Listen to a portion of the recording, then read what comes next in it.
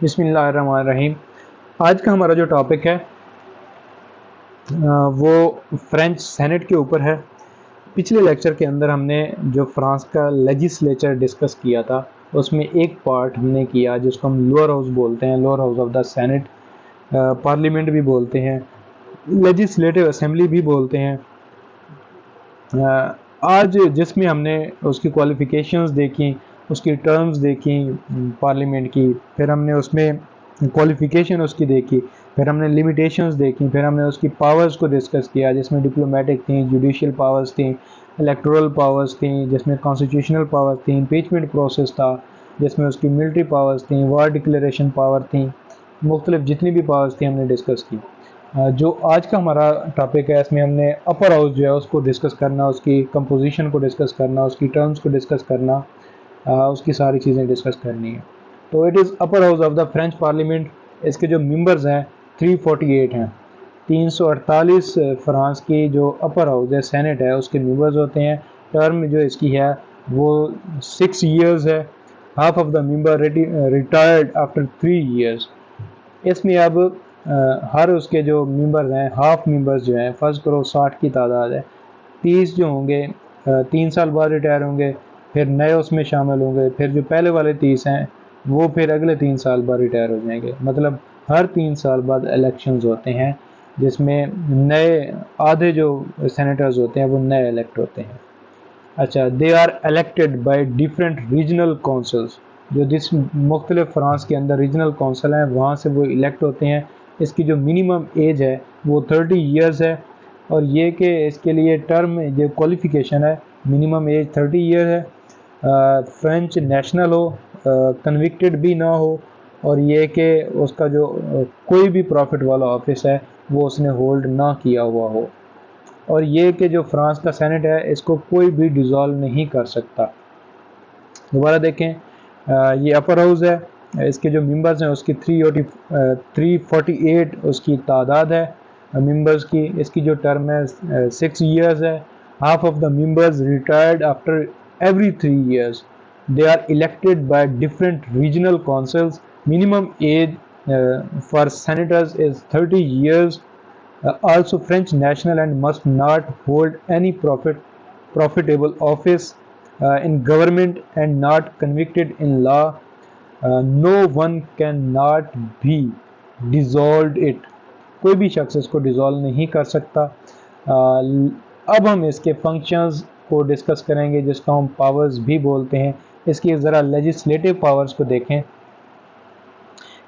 اس کی legislative powers میں جو سب سے پہلی پاور ہے وہ وہی ہے جو جس کو ہم بیسک پاور بھی بولتے ہیں، law making, to amend laws, to make laws and to repeal laws with national assembly.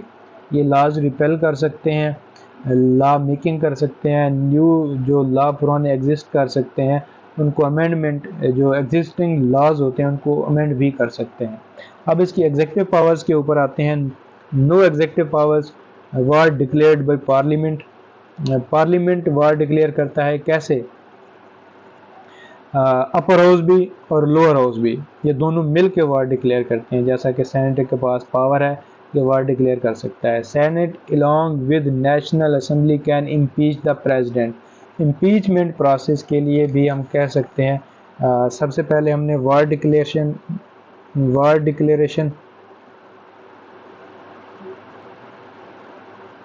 یہ وار کو ڈکلیئر کر سکتے ہیں۔ اچھا، دوسرا یہ کہ امپیچمنٹ پروسیس جو ہے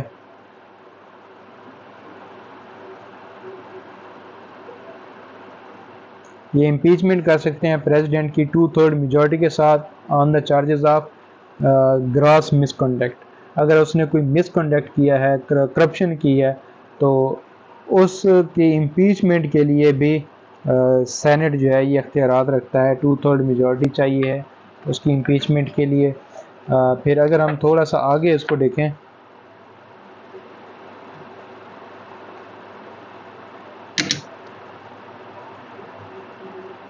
معذرت کے ساتھ تھوڑا یہ تنگ کر رہا تھا۔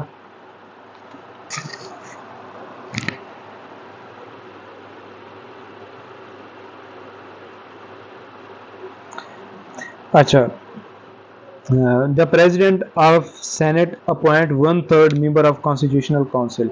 कॉन्स्टिट्यूशनल काउंसिल के भी 1/3 मेंबर जो हैं वो सेनेट से आते हैं।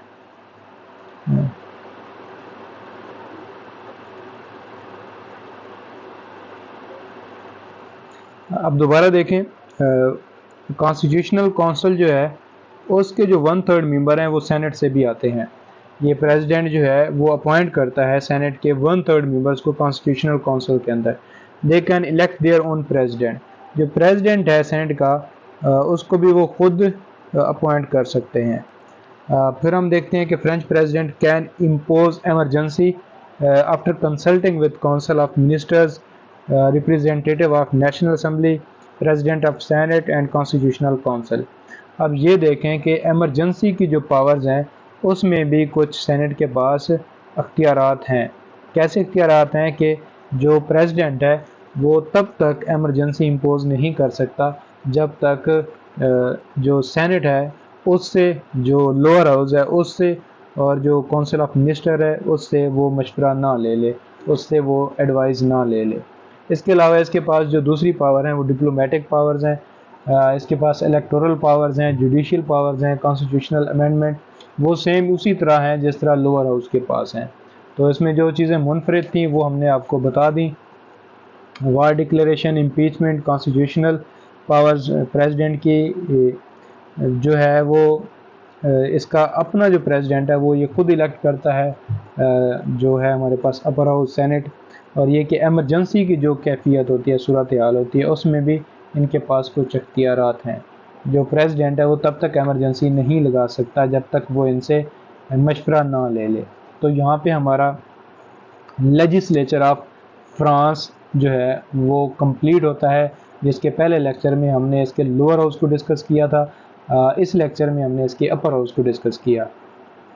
याद रखिए इसमें जो पावर्स हमने डिस्कस नहीं की वो इसके लोअर हाउस की जो पावर्स हैं सेम जो इसका अपर हाउस है उसकी भी वही पावर्स हैं।